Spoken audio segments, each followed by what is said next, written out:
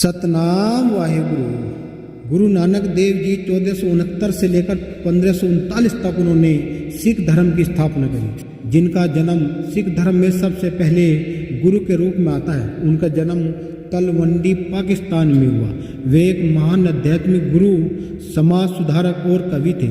उन्होंने प्रेम, समानता और भाईचारे और ईमानदारी का संदेश दिया। गुरु नानक देव जी जहाँ लोगों को प्रेम और भाईचारे का संदेश देते हुए गुरु नानक देव जी एक ऐसे गांव में पहुंचे जहां के लोग बड़े दुष्ट थे। उन लोगों ने नानक जी और उनके दोनों शिष्यों बला और मर्दाना पर पत्थर बरसाए और उन्हें गालियां भी दी। अगले दिन सुबह होने पर नानक देव जी जब उस गांव से विदा होने लगे तो उन्होंने गांव वासियों को आशीर्वाद दिया कि ईश्वर करे कि गुरु करे कि तुम सब यहीं पर बसे रहो। यह कहकर वे आगे को चल दिए। मर्दाना को बड़ा अजीब लगा। इन दुष्टों को बसे रहने का आशीर्वाद दे दिया। यह गुरुजी ने कैसा आशीर्वाद दे दिया, वह मन ही मन में सोचने लगा। शाम होने पर वे सब एक दूसरे गांव में पहुंचे। इस गांव के लोग बड़े ही परोपकारी धर्मात्मा थे। यह पता चलने पर कि आज उनके गांव में एक ऐसे महान संत, एक ऐसे महात्मा हैं जहां जो दूरगामी है। उस गांव के लोग उनके दर्शन के लिए जन सैलाब उमड़ पड़ा। गांववासियों ने तन मन से नानक जी और उनके दोनों शिष्यों की खूब सेवा करी। उनके उपदेशों को ध्यान से सुना और उन पर चलने का प्रण किया। दूसरे दिन नानक जी अपने साथ अपने शिष्यों सहित जब उस गांव से चलने लगे तो पूरे गांव ने उन्हें विदा करने के लिए आया और सभी साथी और लोगों ने जब अपनी आंखों में, नेत्रों में जल भरते उन्हें विदा की दी। चलते चलते गुरु नानक देव जी ने दोनों हाथ उठाकर उन्हें आशीर्वाद दिया कि तुम ईश्वर करे कि तुम यहाँ से उजड़ जाओ। अब तो मर्दाना को और भी अजीब लगा। आखिर गुरुजी को क्या हो गया है। वह सोचने लगा कि नानक देव जी से पूछ ही लिया जाए कि महाराज ये क्या हो रहा है। जिन लोगों ने हमारा अपमान किया, हम पर पत्थर फेंके और हमारा अपमान किया, उन लोगों को यहीं पर बसे रहने का आशीर्वाद दे दिया। हमारी इतनी खातिरदारी इन्होंने करी और इनको उजड़ने का आशीर्वाद दे दिया। ये कैसी भक्ति है और कैसा श्राप दिया है महाराज ने इनको। नानक देव जी मुस्कुराए और बोले, मर्दाना, दुष्ट लोग जहाँ भी जाएंगे दुष्टता और बुराई ही फैलाएंगे, इसलिए उनका इस जगह पर बसे रहना अच्छा नहीं है। इसके विपरीत नेक और भले लोग जहाँ भी जाएंगे अपनी अच्छाई की खुशबू फैलाएंगे, इसलिए उनका उजड़ना अच्छा भी है और जरूरी भी है। मर्दाना ने श्रद्धा से गुरु जी के चरणों के आगे सिर झुका दिया और लाहौर का सेठ था दीनूचंद। गुरु नानक देव जी के दर्शन के लिए एक दिन उसे खबर मिली कि उसके शहर में गुरु महाराज वहाँ पर पधार रहे हैं, गुरु नानक देव जी आए हैं। दीनूचंद भी नानक देव जी के दर्शन के लिए आया।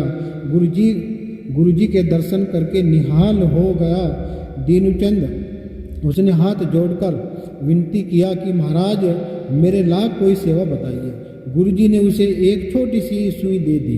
बोले, भाई यह सुई अपने पास रख लो, अगले जन्म में हमें वापस कर देना। दौलत के नशे में चूर सेठ दीनूचंद गुरुजी का अभिप्राय समझ न सका।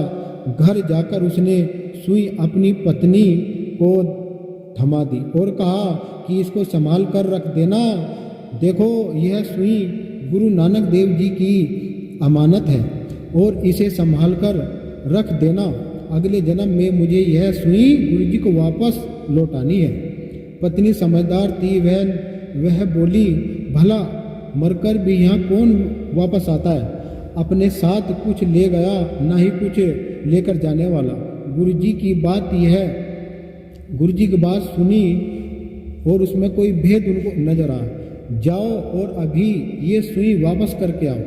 दीनूचंद की पत्नी बोली कि जाइए और इस सुई को गुरु जी को अभी वापस करके आइए। दीनूचंद का माथा ठनका और वापस गुरु नानक देव जी के पास पहुंच गया और श्रद्धा के साथ प्रणाम करके बोला, महाराज भला यह सुई मरकर मैं साथ कैसे ले जाऊंगा, इसे तो आप अभी वापस रख लीजिए। नानक देव जी मुस्कुराए और बोले, दीनूचंद अगर ये बात सत्य है तो छोटी सी सुई भी अपने साथ नहीं ले जा सकोगे तो इतनी दौलत जो तुमने अपनी तिजोरी में भर रखी है उसको क्या तुम वापस लेकर जाओगे। इतनी बात गुरु जी की सुनकर दीनूचंद की आंखें खुल गई और आंखों से आंसू बहने लगी और कहने लगा, महाराज आपने मेरी आंखें खोल दी और गुरु जी के चरणों में गिर पड़ा। दीनूचंद ने सारी दौलत सभी गांव वालों में गरीबों में बांट दी और गुरु नानक देव जी की शरण में आ गया और तन मन से नानक देव जी का शिष्य हो गया और भक्ति करने लगा। तो देखिए साथ संगत जी, हमें सभी को ये समझना चाहिए कि हम यहाँ से एक सुई भी वापस नहीं लेके जाने दें, क्योंकि कहा है कि रविदास नानक पानक एक शरीरा और जो इनमें भेद करे वो 184 का छोरा। ये बात आप समझ लीजिए, क्योंकि नानक देव जी, रविदास जी और कबीर साहिब जी ये सब एक ही हैं और इनका उद्देश्य क्या है? इनका उद्देश्य है कि इस समाज में समानता, मानवता, भाईचारा और सत्य और असत्य की परख करना। यदि हम ये चीज़ जान गए तो हम अपने जीवन को बहुत आगे ले जा सकते हैं, अन्यथा हम यहीं से रुड़क कर ही मर जाएंगे और फिर वापस हम यही 184 में चले जाएंगे। यदि वास्तव में आपको 184 से बचना है तो अपने महाराज, अपने महान पुरुषों की वाणी तुम्हें सुननी पड़ेगी, उनकी शरण तुम्हें लेनी पड़ेगी, क्योंकि जैसे इस संसार में कोई आया है तो उसको वापस जरूर जाना पड़ेगा। यदि किसी को ऐसा लगता है कि संसार में आया है और सदैव इस संसार में वो जीवित रहेगा तो वो बहुत बड़ा मूर्ख है, क्योंकि जो यहाँ आया है वो संत हो, महापुरुष हो, परमात्मा हो या सतगुरु हो, जाना सभी को पड़ता है। सभी का एक समय सुनिश्चित होता है। बताया जाता है कि जन्म से पहले प्रारब्ध बनता है और उसके बाद शरीर बनता है। जैसा हम प्रारब्ध हम लिखवा कर आए हैं ऐसा ही हमें वो भोगना पड़ता है। यदि हम समय रहते और हमें उस मालिक परमात्मा सतगुरु ने अपने शरण में ले लिया तो समझ लो कि तुम्हारे ये पिछले जन्म का प्रारब्ध है जो तुम्हारे आगे सामने आया है। अन्यथा वे लोग भी हैं जो रात दिन मुर्गा, मांस, मछली खाते हैं। जैसा कबीर साहब ने कहा कि तिल भर मछली खाए गए पक है अपनी दे और एक दिन एक का हिसाब लिया जाएगा मुंह में आवे के। जब कबीर साहब ने ये बात कही तो कुछ सोच समझ के कही, क्योंकि ये जो वाणी है ये रविदास महाराज जी के, कबीरदास जी के लिए। क्योंकि कबीरदास जी एक आदमी के यहाँ भोजन करने के लिए गया, उस आदमी ने अपनी पतीली में सांझ मछली बनाई थी और अगले दिन उसी पतीली का भोजन कबीर साहब को खिला दिया। तो बताया जाता है, रविदास महाराज कहते हैं कि हे कबीरा, तू आज मछली खा कर आया है। कबीर चौंक गया, हक का धक रहेगा महाराज, मैं तो ऐसी चीज़ खाता ही नहीं हूँ। रविदास महाराज कहते हैं कि जिसके घर का तू आज भोजन करके आया है उसके घर रात मछली बनी थी और एक कांटा तेरे अंदर चला गया है। तुम कबीर साहब कहते हैं महाराज इसका मुझे उत्तर बताइए कि मैं इससे कैसे बच सकता हूँ।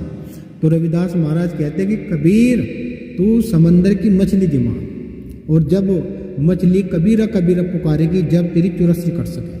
तो देखिए साथ संगत जी, यहाँ संतों में संत शिरोमणि सतगुरु रविदास जी महाराज वो हैं, नानक देव जी हुए हैं, कबीर साहब हुए हैं। इनका सबका एक ही उद्देश्य है कि मानवता, समानता, प्रेम, भाईचारा। यदि हम आज समझ लें, क्योंकि सिख धर्म की स्थापना नानक देव जी ने करी और नानक देव जी सहित 10 गुरु हुए और उनके बाद वे किसी को देह को गुरु नहीं मानते, केवल शब्द को गुरु मानते हैं। ऐसे ही हमारे जो पूर्ण संत रविदास जी महाराज हैं वो शब्द विधेयी हैं, वो देह में उनके कभी नहीं आए। वो तो चोला धरकर इस समाज को, इस मानवता को सत्य का पाठ पढ़ाने के लिए आए थे और समय रहते ही अपना चल दिए। और वे आज भी ऐसे ऐसे कैसे ही है। आप यकीन करना और अपने जीवन को यदि आप सुधार सकते हैं तो गुरुओं के शरण में आप आ जाइए।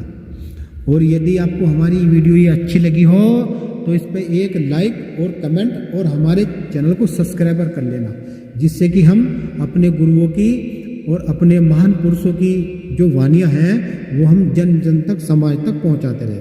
तो सभी को सतनाम वाहे गुरु, जय रविदास।